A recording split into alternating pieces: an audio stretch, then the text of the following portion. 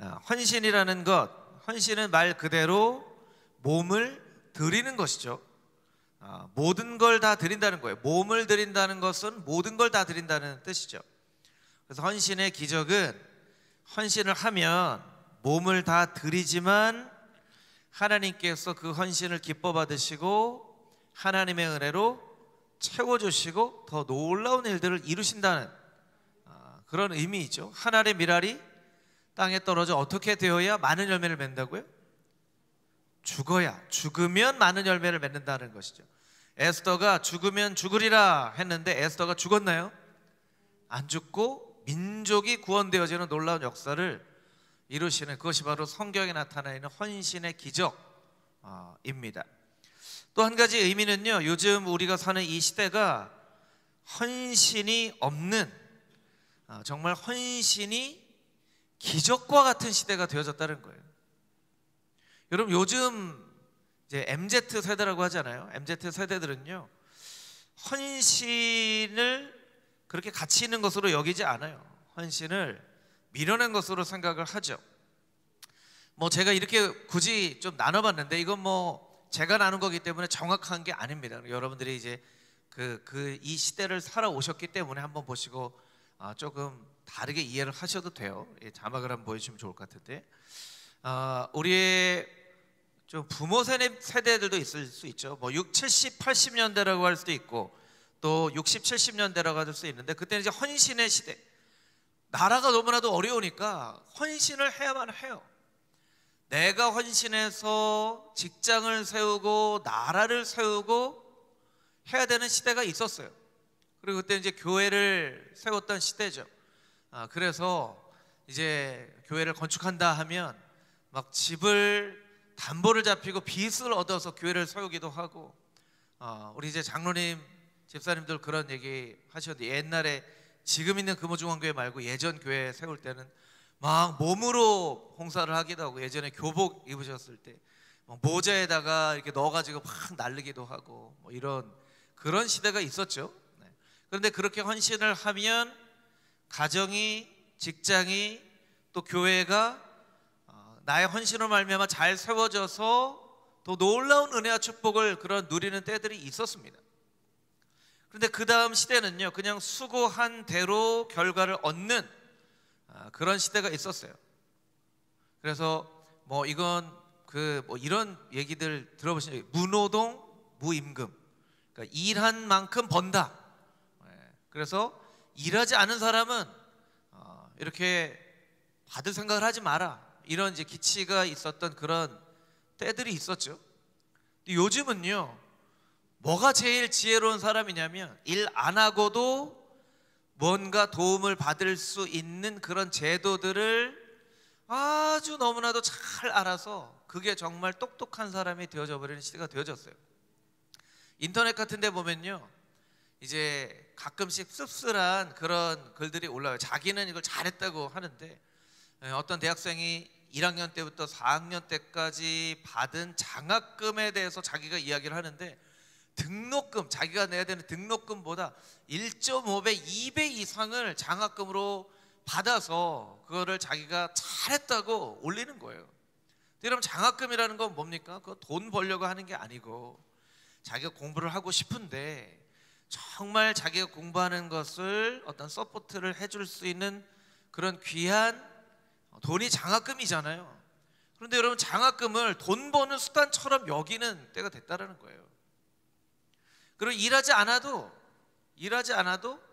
무언가 도움을 받을 수 있는 사회 보장 제도들이 있는데 그걸 너무너무나 잘 알아서 요즘 이제 MZ 세대들은요, 1년 직장 생활하는 게 목표인 그런 청년들도 많이 있어요. 1년 딱 일하면 퇴직금 나오고 실업급여 받으면서 아르바이트를 하거나 여행을 가거나 하는 것이 가장 똑똑한, 아니 일을 안 해도 나라에서 실업급여로 주는데 뭐하러 일을 해, 이런 생각을 하는 시대가 되어져 버렸다는 거예요. 그것이 이제 우리가 오늘날 살아가는 이 시대입니다. 그래서 헌신이라고 하는 이야기가 나오는 것이 기적과 같은 일이 되어지는 시대가 되어져 버렸어요.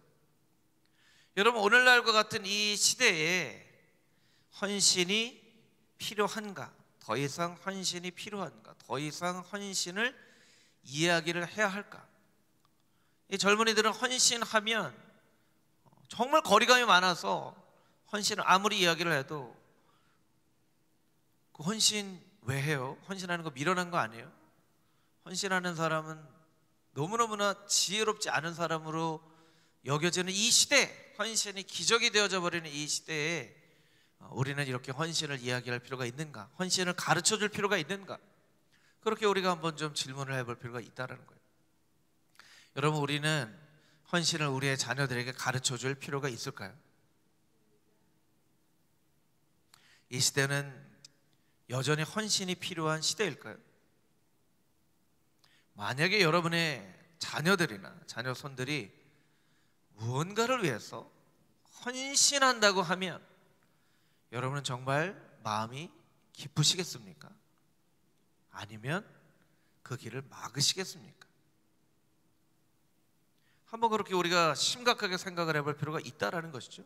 그래서 헌신 예배를 드리는 오늘 우리가 다니엘서를 통하여서 다니엘의 헌신, 다니엘은 어떻게 삶을 헌신하였는지, 하나님은 어떻게 역사하시는지 이것을 좀 바라보면서 우리 시대의 헌신과 나의 헌신과 나의 자녀들에게 가르쳐줘야만 할 헌신의 의미가 무엇이 있는가를 우리가 한번 고민해 볼 필요가 있다라는 것이죠.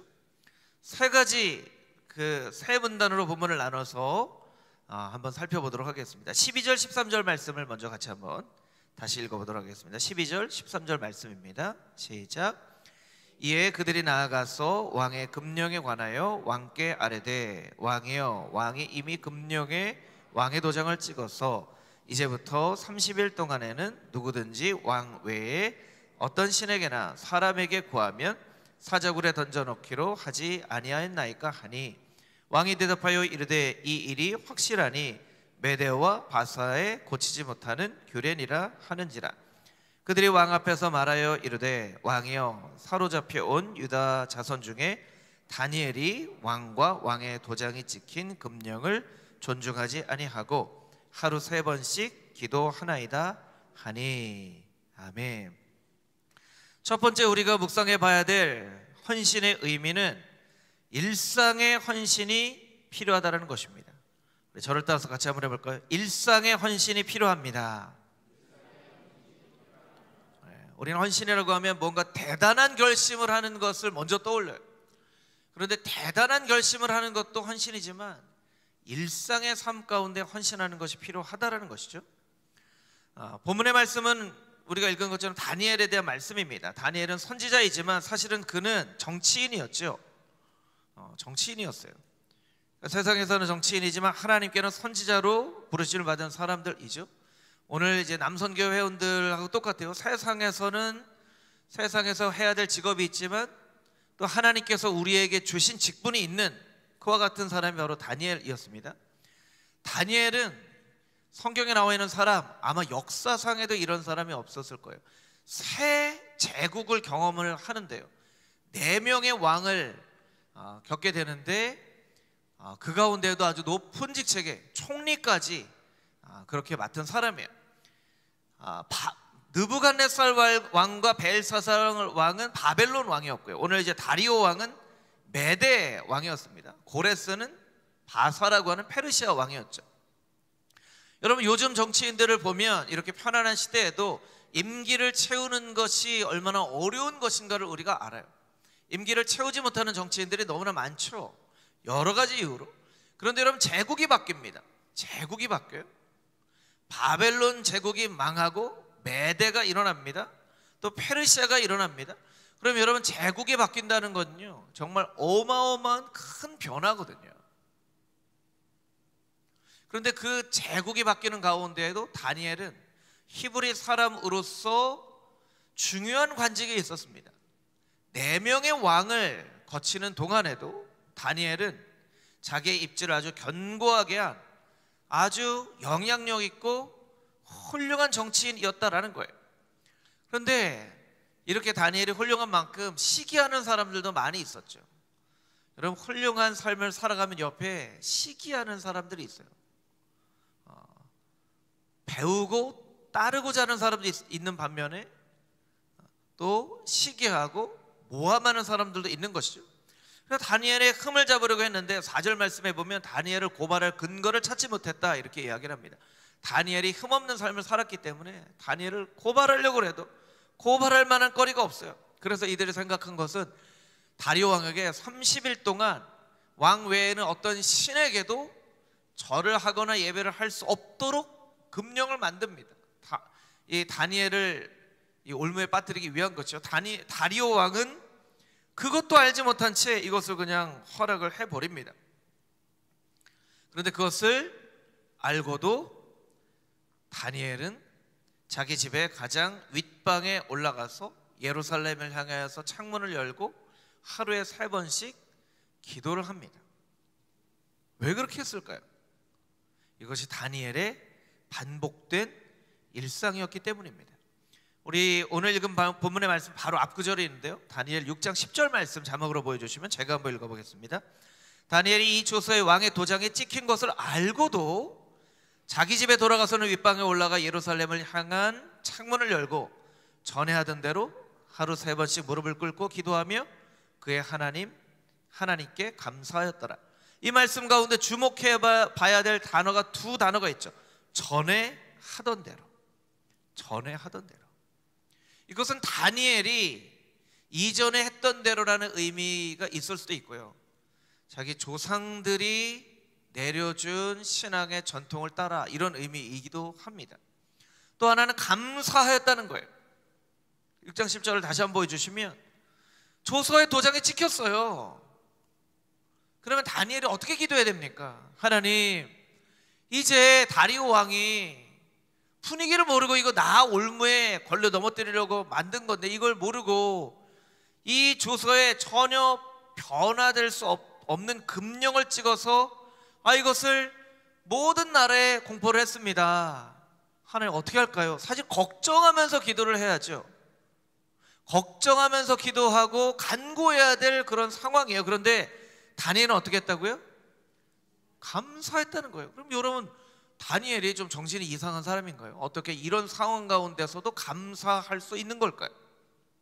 어떻게 이게 가능한 일일까요? 이 감사하는 일이 다니엘의 일상이었기 때문에 그래요. 일상이었기 때문에. 감사가 일상이 되는 사람은요, 어려운 일이 와도 감사를 할 수 있어요. 여러분의 모든 매일매일의 삶 가운데 감사가 일상이 되어질 수 있는 축복이 있게 되기를 주님의 이름으로 축복합니다. 아멘. 그럴 때 어려운 일이 와도 감사할 수 있는 거예요. 전에 하던 대로 계속 다니엘이 기도해 왔기 때문에 전에 해왔던 대로 기도할 수 있었던 거예요.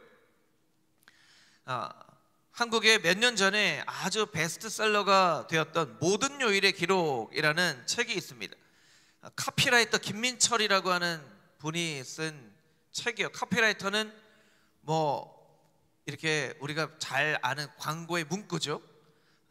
언뜻 생각나는 건 저도 이제 이런 게 생각나요. 순간의 선택이 10년을 좌우합니다. 이렇게 기억에 남는 것.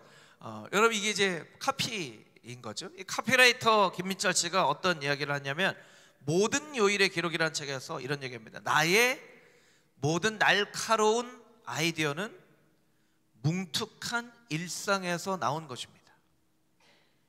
카피라이터들은요, 이렇게 10년이 10년, 30년, 40년이 지나도 잊혀지지 않는 그런 카피를 쓰는 사람들인데, 이런 날카로운 아이디어는 뭉툭한 일상에서 나왔다는 거예요. 뭉툭한 일상에서.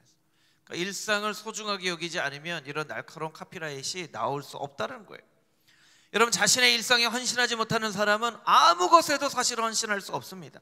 여러분, 우리가 성경을 읽고 성경을 암송하는 이유가 무엇이냐면, 성경을 읽는 것 자체, 암송하는 것 자체가 너무나 귀한 것이지만 이것이 우리의 일상에 그냥 습관이 되어져 가도록,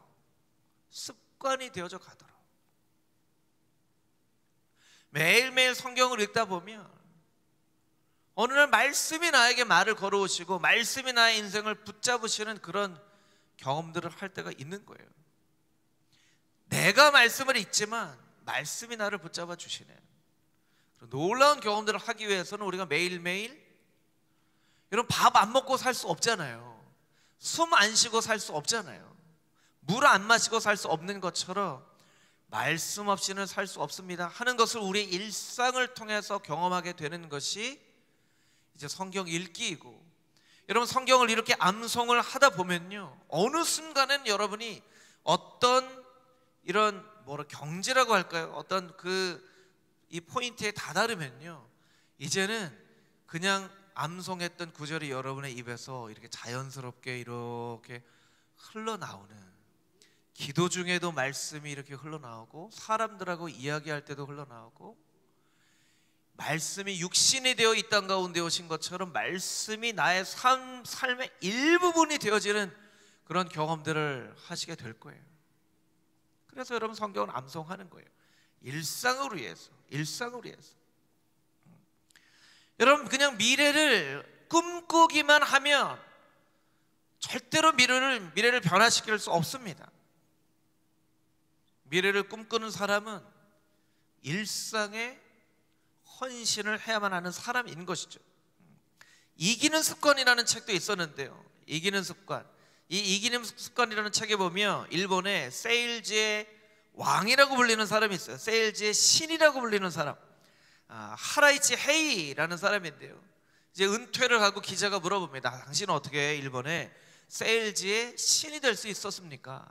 이 사람의 대답은 그냥 너무나 단순했어요.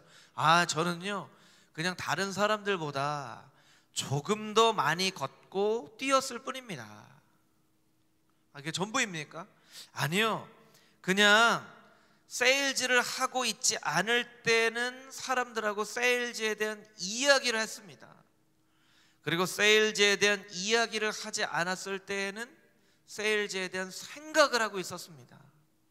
이 사람 얘기는 뭐예요? 자기의 매일매일의 삶이 세일즈로 가득 찼다는 거예요. 세일즈에 대한 생각을 하거나 세일즈에 대한 이야기를 하거나 조금 더 많이 걷거나 뛰는 그런 삶을 살았다는 거예요. 저는 마지막 주에라도 여러분들에게 보여드린 적이 있지만, 목사이면서도 이제 그런 100만 원으로 창업을 해서 월 10억 매출을 올리는 사장님들의 이야기, 이런 게 유튜브에 막 나와요. 그런 채널들이 많아요. 그럼 그런 채널들을 이렇게 봅니다. 왜냐하면 뉴스에 보면 한 달 평균 몇 개 가게가 문을 닫았고 우리나라의 실업률이 얼마고 이런 뉴스가 나오는데, 그런 사회에서도 세상 사람들이 소위 말하는 대박을 터뜨리는 사람들이 있더라고요. 그럼 그런 사람들의 일상을 보며 배울 것들이 있어요. 그렇게 나이가 많은 사람도 아니고 젊은 사람도, 어떤 사람은 20대도 있고 주로 30대가 많은데 투잡, 쓰리잡을 하고 새벽에 나가거나 밤늦게까지 일을 해요. 그리고 정말 시간을 아껴서 사람들도 만나고 자기 관리도 하고 운동도 하고 그렇게 살아요. 인터뷰하는 사람이 물어봅니다. 힘들지 않아요? 물어봅니다. 근데 한결같이 한 명도 빠짐없이 그런 대답을 합니다. 힘들긴요. 이렇게 돈 버는데 얼마나 재미가 있는지 몰라요. 이렇게 얘기를 합니다. 여러분, 이 얘기를 왜 드리냐면, 저는 이제 직업이라고 해도 될지 모르겠지만 직업이 목사잖아요. 여러분, 직업이 목사인 제가 가장 많이 만나는 사람들은 어떤 사람들일까요? 목사를 많이 만나겠죠. 목사님들을 많이 만난단 말이에요. 목사님들을 많이 만나서 작년 올해 초 이런 마지막으로 한 해를 넘기면서 하는 모임, 새해를 맞아서 하는 모임들에 참여하면서 제가 참 마음이 무거웠던 것 중에 하나는요, 작년에는요 그래도 기대감이 있었어요. 왜냐하면 코로나 3년 어려움을 겪으면서 이제 코로나가 일상생활화되고 모여서 현장에서 예배를 드릴 수 있게 되니까 이제는 뭔가를 할 수 있겠구나 하는 기대와 소망들이 있었어요. 작년 초에만 해도. 그래서 이제는 모입니다. 주중에 예배도 드립니다. 식사하면서 교제도 합니다. 막 했단 말이에요. 그런데 1년을 살면서 생각처럼 잘 되지 않는 현실에 부딪히면서 코로나 때보다 더 깊은 좌절과 우울을 겪고 있는 그런 목회자들이 너무너무나 많다는 거예요. 소망으로 이야기를 하는 사람이 거의 없을 정도예요. 우리 교회 너무 힘들다, 숫자가 20% 줄었다, 30% 줄었다, 헌금이 20%, 30% 줄었다, 요새는 전도 안 돼. 우리 전도가 어렵긴 하죠. 전도가 그냥 안 돼라고 생각을 하는 거예요. 전도가 안 돼. 주중에도 사람들 안 나와. 그런 얘기들이 너무너무 많아요. 안 된다는 거예요. 안 된다는 거예요. 물론 그 현실이나 그런 상황을 외면하거나 아니라고 부정하는 것은 아닙니다. 그래서 마치 우리 성도님들이 살아가는 삶의 현장 가운데 정말 애쓰고 노력을 해도 문 닫는 그런 가게들이 너무나 많고 삶의 현실이 너무나 어려운 그런 것과 같아요. 그것을 부정하는 것이 아니에요. 그런데 그 가운데에서도 무언가 정말 살 길을 찾는 사람들이 있다는 거예요. 있다는 거예요. 소망을 가지고. 그런 사람들의 일상생활을 보면요, 일상생활의 모습이 다르더라는 거예요. 다르더라는 거예요. 한 10년 전에 굉장히 히트를 쳤던 미생이라는 드라마가 있습니다. 우리 남자분들은 다 아실 텐데, 미생이라는 드라마 아시죠? 네. 미생이라는 드라마를 제가 최근에 한 편 한 편씩 보면서 상사에서 일하는 사람들의 그런 모습들을 이렇게 보는데 굉장히 깨닫는 것도 많고, 10년 전 드라마인데도 도전을 받는 일들도 참 많아요. 한 가지의 물품을 팔기 위해서 얼마나 누구에게 팔지를 분석하고 어떻게 준비를 할 것인가, 이걸 아주 구체적으로 준비를 하고 꼼꼼하게 준비를 하고, 한 가지 프로젝트를 위해서 한 달, 두 달씩 잠을 못 자고 준비를 하는 그런 모습들을 보면서 저러니까 되는구나, 저러니까 되는구나 라는 생각을 합니다. 여러분, 우리의 일상은 어떤지 다니엘의 모습과 한번 비교해 보면 좋을 것 같아요. 다니엘은 어려움이 있었습니다. 어려움 없었던 것 아닙니다. 그런데 일상에 헌신된 사람이었기 때문에 3번 일상 생활대로 하나님 앞에 기도하고 감사가 일상이었던 사람이었기 때문에 그 일상을 따라서 하나님 앞에 감사하는 모습을 우리가 보게 된다는 거예요. 여러분이 다니엘의 모습을 보면서 우리도 하나님 앞에 기도하는, 또한 말씀을 읽고 말씀을 암송하고 늘 성경에 있는 말씀처럼 모이기를 힘쓰고 감사하는 것이 우리의 일상이 되어지는 금호중앙교회 모든 남선교회 회원들과 또한 성도님들의 삶이 되어질 수 있게 되기를 주님의 이름으로 축복합니다. 아멘. 우리 14절에서 18절까지 있는 말씀인데요, 14절에서 18절까지 있는 말씀은 너무나 좀 길기 때문에 제가 한 구절 한 구절 그냥 설명을 드리면서 말씀을 드릴게요. 14절 말씀 자막으로 보시면, 왕이 다니엘을 3번씩 기도한다는 이야기를 듣고 근심을 했어요. 왜냐하면 다니엘을 좋아했거든요, 다리오 왕이. 그리고 의지를 했거든요. 그래서 14절에 보니까 다니엘을 좀 구원해내려고 해가 질 때까지 마음을 쓰고 했는데 자기가 내린 그 명령을 자기 스스로가 이렇게 취소할 수가 없는 거예요. 그래서 이 사람들이 모여서 15절 말씀, 이 고치지 못할 금령과 법도를 지키십시오 했더니 이 왕이 16절 말씀처럼 어쩔 수 없이 다니엘을 끌어다가 사자굴에 던집니다. 그리고 하나님이 너를 구원해 주시기를 내가 기도한다 이렇게 얘기합니다. 그래서 17절 말씀에 보면 돌을 굴려다가 어기를 막고 그리고 이 법령을 바꾸지 못하도록 그렇게 합니다. 그러니까 왕이 다니엘을 굴에 던져놓고는 정말 밤이 새도록 금식하고, 8절 말씀을 보면 밤이 새도록 금식하고, 이게 진지한 말씀인데 이렇게 좀 약간 웃기게 설명하는 것이 좀 맞는지 모르겠지만 이 왕이 야식을 좀 먹었던 것 같아요. 우리가 사실 일상적으로 밤이 새도록 금식하잖아요, 그죠? 밤에는 다 금식합니다. 여러분 금식한다고 저는 밤 금식합니다 이렇게 얘기하시면 안 돼요. 그거는 금식이 아니라 다 하는 거예요. 네. 역시 이제 안 웃으시는군요. 네. 네. 밤에 왕들이 먹었던 어떤 그런 음식이 있었던 것 같아요. 그런데 음식을 다 치워라 하고 오락을 그치고 잠을 자지 않을 정도로 그렇게 걱정을 했다는 거예요. 여러분, 이 말씀을 통해서 우리가 깨달아 알 수 있는 것은 헌신은 상황에 따라 변하지 않는 것이라는 그 사실을 우리가 알게 됩니다. 저를 따라서 같이 한번 해볼까요? 헌신은 상황에 따라 변하지 않는 것입니다. 왜냐면요, 다니엘은 왕을 충분히 설득할 수 있는 사람이었거든요. 왕이시여, 이거 왜 저들이 이렇게 했는지 모르십니까? 라고 이야기를 할 수 있었던 사람이에요. 그만큼 위치가 있는 사람이었고, 그만큼 정치력 있는 사람이었고, 그만큼 영향력 있는 사람이었어요. 이것이 자기에게 오는 화살이라는 것을 알고 있었어요. 이 법이 얼마나 부당한 것인가를 왕에게 충분히 설명할 수 있었어요. 그리고 말씀 가운데 보면 다니엘이 하나님께 헌신하였을 뿐만 아니라 왕에게도 헌신한 사람이었다라고 성경에서 이렇게 이야기를 하고 있습니다. 그런데 여러분, 다니엘은 알고 있었어요. 이번 한 번 이렇게 넘어갈 수 있지만 이번 한 번 이렇게 넘어가면 반대 세력에게 빌미를 제공을 하는 거예요.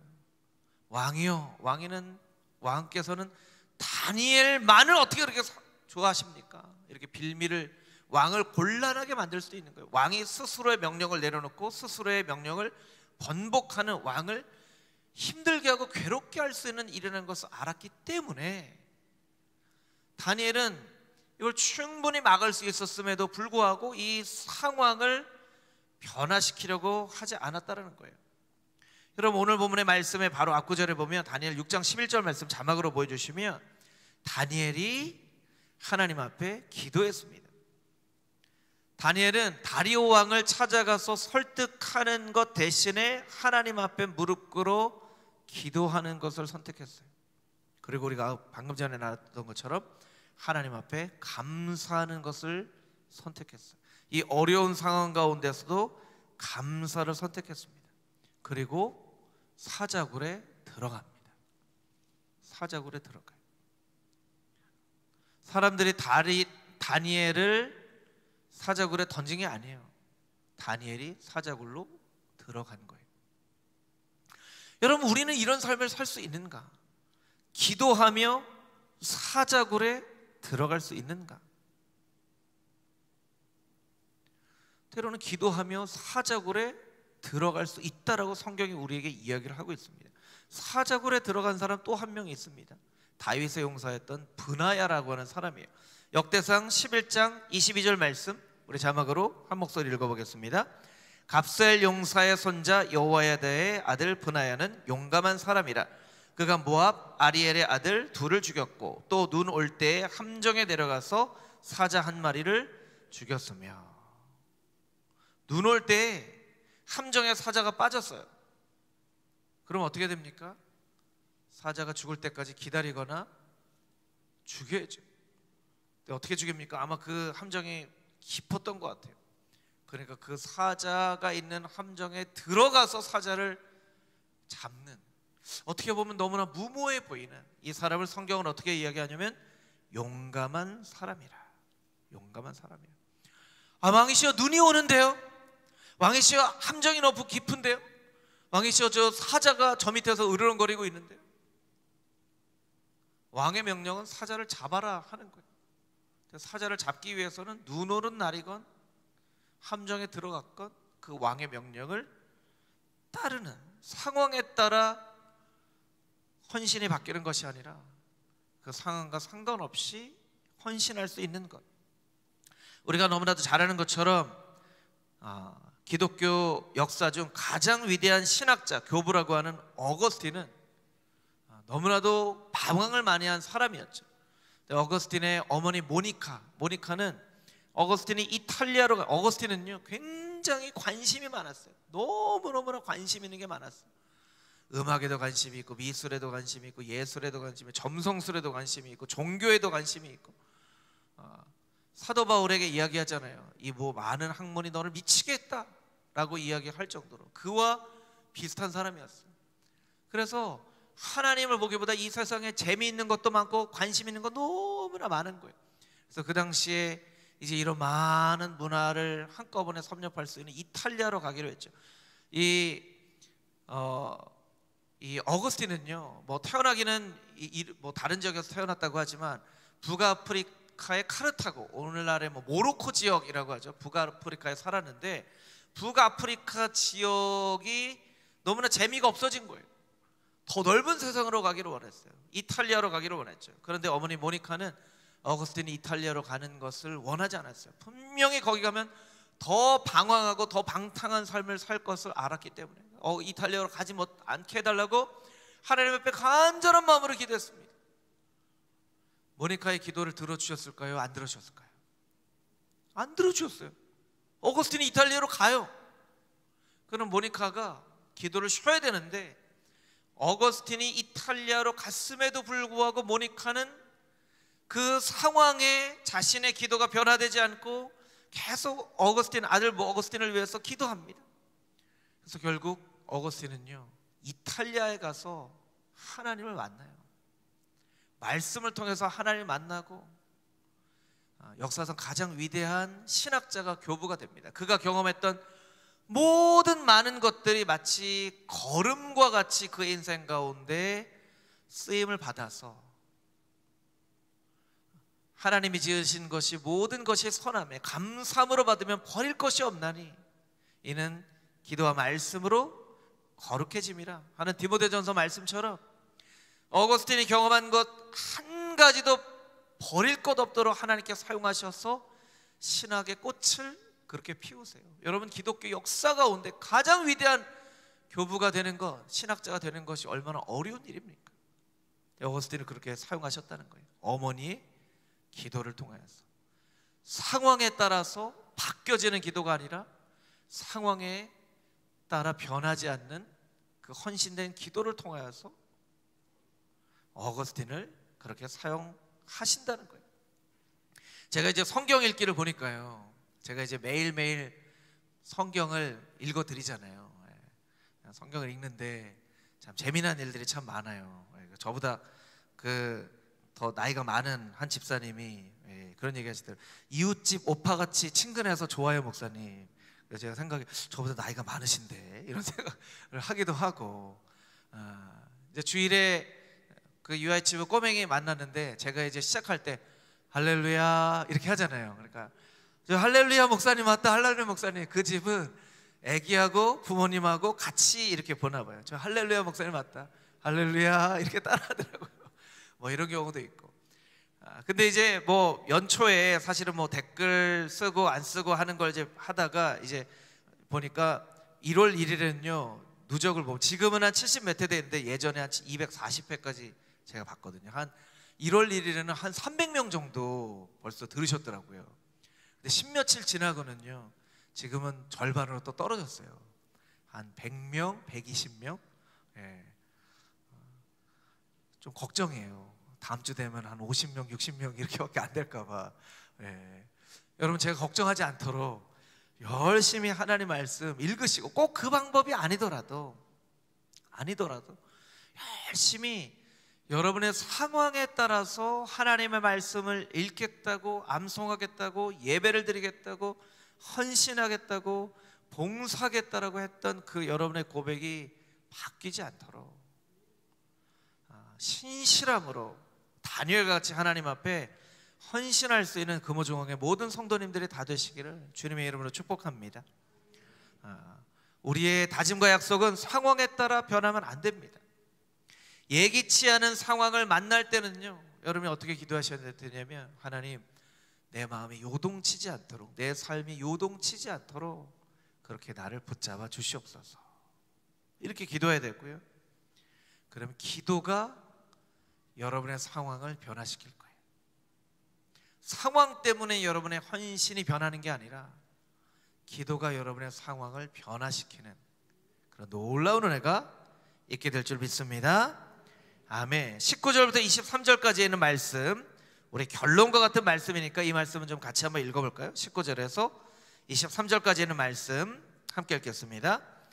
이튿날에 왕이 새벽에 일어나 급히 사자굴로 가서 다니엘이 든 굴에 가까이 이르러서 슬피 소리질러 다니엘에게 묻되, 살아계시는 하나님의 종 다니엘아, 내가 항상 섬기는 내 하나님이 사자들에게서 능히 너를 구원하셨느냐 하니라. 다니엘이 왕에게 아뢰되, 왕이여, 원하건대 왕은 만수무강 하옵소서.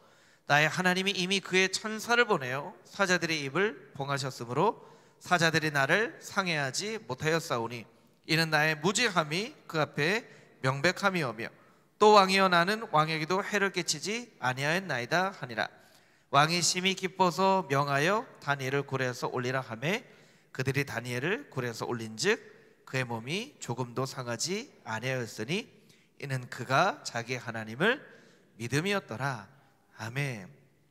왕이 새벽에 급히 사자굴로 갑니다. 20절을 자막으로 보여주시면, 이 다리오 왕이요, 다니엘에게 어떻게 물어보는지 여러분 이 구절을 보세요. 정말 놀랍지 않습니까?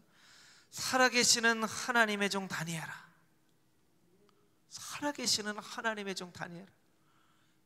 이게 다리오 왕이 아무래도 이제 이스라엘 민족으로서 진실한 신앙을 가지고 있는지를 우리가 증명할 수 없기 때문에 다리오 왕이 이야기한 것을 다리오 왕이 정말 믿었는지 그대로 살았는지 이것을 확인할 수는 없지만, 그래도 여러분 이 다리오 왕이 이렇게 이야기할 수 있다는 것만으로도 참 놀라운 일이에요. 우리 자막을 다시 한번 보여주시면, 살아계시는 하나님의 종 다니엘아, 내가 항상 섬기는, 다리오 왕이 보니까 다니엘이 항상 하나님을 섬기는 것이 눈에 보이는 거예요.